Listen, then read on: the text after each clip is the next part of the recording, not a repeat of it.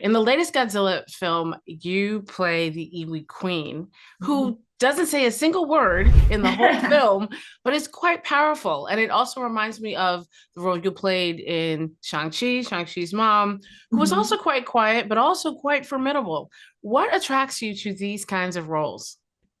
I think these kind of roles find me. I don't know, but I think there's something about, I guess, this character that's very interesting to me is that I get to create a whole new kind of language in a way, because she does communicate. She communicates through telepathy. But how to do that effectively, not only in practice, but also on screen, was quite a challenge for me and everyone, the cinematographer, Adam, and other my cast members.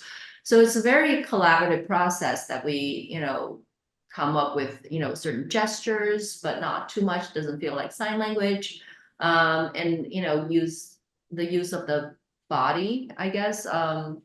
But in coordination with the camera. Sometimes the camera is closer and I just use most of my upper body. If it's a full shot, I walk, just kind of a dance with the camera in a way. But a lot of it also has to do with my castmate, especially Gia, her character, how she reacts to me, how we kind of communicate silently, but differently in a way, because she uses sign, but she doesn't use sign with me because we can understand each other. How does the Queen actually feel about Gia when she first meets her? Re-encounter is long overdue. We've been wanting, like, searching, calling for her, and she's been hearing that calling for a long time.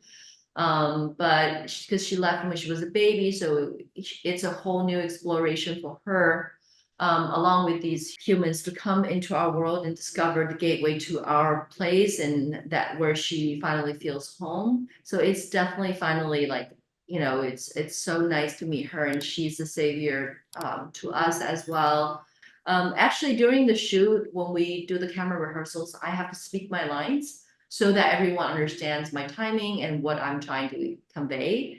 So in the first encounter, I remember I looked at her and I had to say out loud, and her translator has to do the sign language to show her what it means.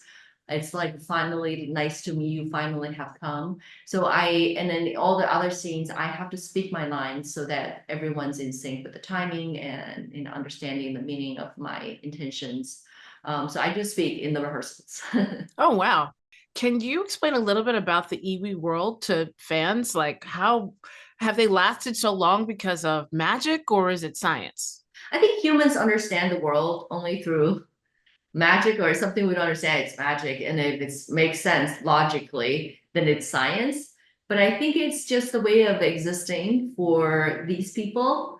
My take is that the Iwi people have diverged from the human race, maybe like thousands, or hundreds, thousands of years ago, and that they live in the center of the earth, and the humans live on the surface of the earth.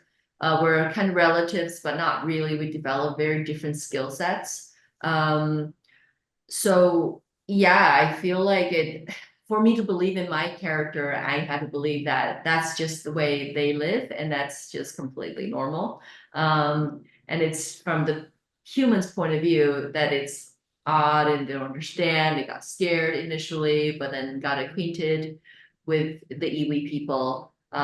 Without going further into what happens next, I want to say that I think we get along. And not just like Godzilla and Kong got along, in this movie as well. They collaborate, they work together against bigger and worse enemies.